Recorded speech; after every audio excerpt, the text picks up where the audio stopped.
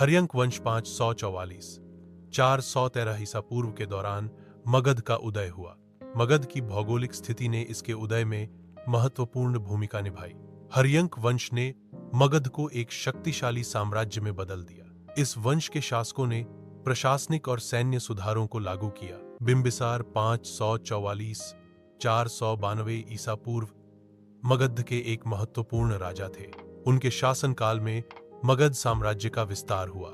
बिंबिसार बुद्ध और महावीर के संरक्षक थे। राजगृह बिंबिसार के शासनकाल में मगध की राजधानी थी। बिंबिसार के शासनकाल ने मगध को एक शक्तिशाली राज्य बनाया।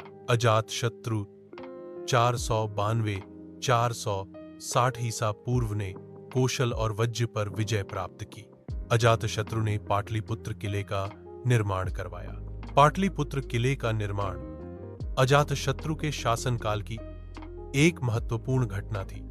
यह किला मगध साम्राज्य की शक्ति और समृद्धि का प्रतीक था। किले की रणनीतिक स्थिति ने मगध को सुरक्षा प्रदान की। अजातशत्रु के किले का निर्माण मगध के इतिहास में एक निर्णायक क्षण था।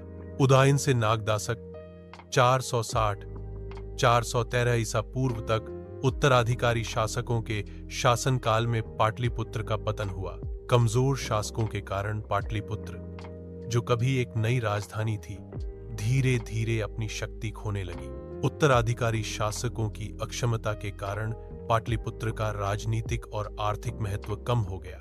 कमजोर नेतृत्व के कारण पाटलिपुत्र में सामाजिक अशांति और राजनीतिक अस्थिरता बढ़ गई।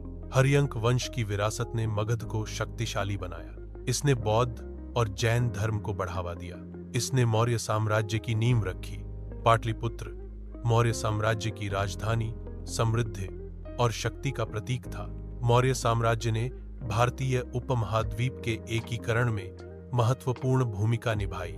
मौर्य साम्राज्य की विरासत आज भी भारत की संस्कृति और प्रशासन में दिखाई देती है।